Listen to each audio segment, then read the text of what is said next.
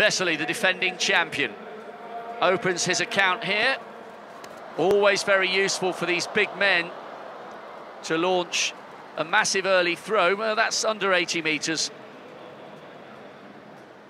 A dramatic lunge to the ground, just shaking off his right hand there, maybe just stung a little bit with his crashing to the floor to make sure he wasn't over the white line.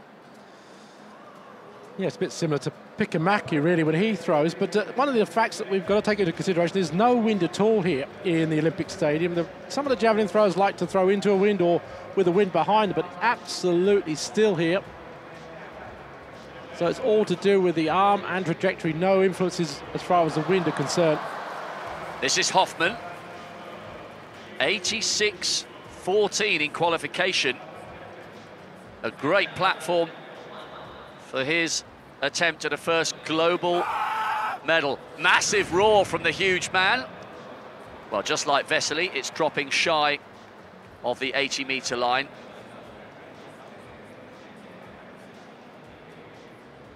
It'll be fascinating to see which of these men launches a massive throw in the first round. It always settles their nerves and puts the opposition under huge pressure when they get a big one out in the first round. 79-38, there's a lot more to come from the German.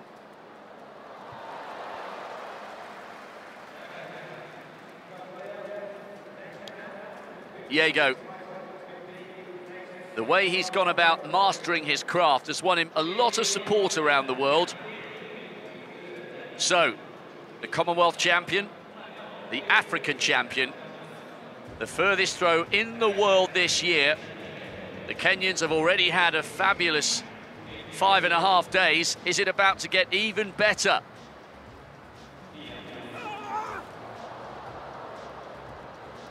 No.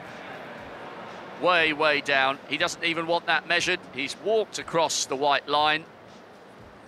Well, 2 more to come for this lovable character. Of course, they know instantly that it's not put together in the right way. The timing's off. As soon as the spear is released from the arm, they know whether it's a hit or a miss. Kim Am, 10th in Moscow. 84.61 his lifetime best. Yet to go over 83 metres this season. Huge amount of height on that, but it drops low. They look impressive when they soar through the air, but when they get so much height, it tends to fall out the sky like a stone. Well, that's the thing. It stalls, and with no wind to support it, it drops hard. And we saw that there.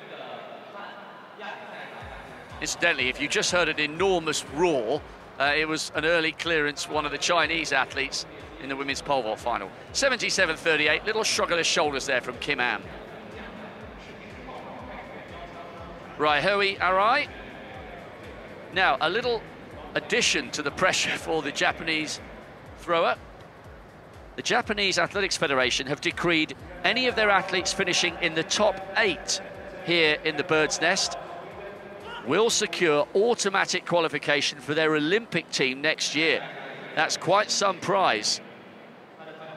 84.66 in qualification. He's had some back issues this season, the man from Japan. Let's hope his adrenaline can see him through here this evening. As I said, top 8, and he'll be on the Olympic squad for next year. Massive roar. That looks a bit better, doesn't it? Just over the 80-metre line. It's the best we've seen so far, but there's a long, long way to go in this competition. He was very impressive in qualifying in what was only his second competition of the year. Got up to 84 metres and gradually improved throughout his 3 throws. Still waiting for the monster, which surely must come from one of these competitors. 80-81. It's all been there or thereabouts so far. Now this guy's in cracking form. Can he launch a big effort in the opening round? Thomas Röhler, European under-23 bronze medalist 2 years ago, 4 times a national champion, and that's no mean feat from a nation with such a rich history and tradition when it comes to the throwing events. Ruller then, in the first round. Oh, that looks big, that looks big. Oh, yes! There's the massive first round throw, and it's come from the German. That was superb. We were waiting for a big one, and Ruller has delivered in style. That was a great throw. Still early days, though, in the javelin. There's some very big men there waiting now to come out and respond to that sort of throw. 86-68, great throw from him in the first round. Now, we've seen a big one from Thomas Ruller. What can his compatriot Johannes Vetter do? Oh, that's a big roar, and it looks good again. Well, it's not quite as big as his compatriot, but it's well over 80 metres, and that's a solid start for the German. His lifetime best is 85.40, so that's a very, very good first round throw from Vetter. Ruller has laid down the marker with his first round effort, and that's another good performance there from his compatriot. What's that, around 84, high 83s? 83.79. That's a nice start for Johannes Vetter.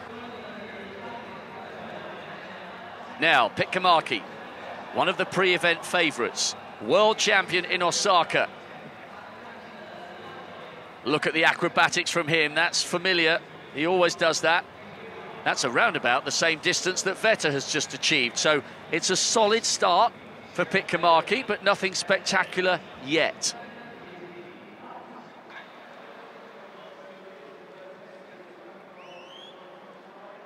May well be a few twists of drama in this competition.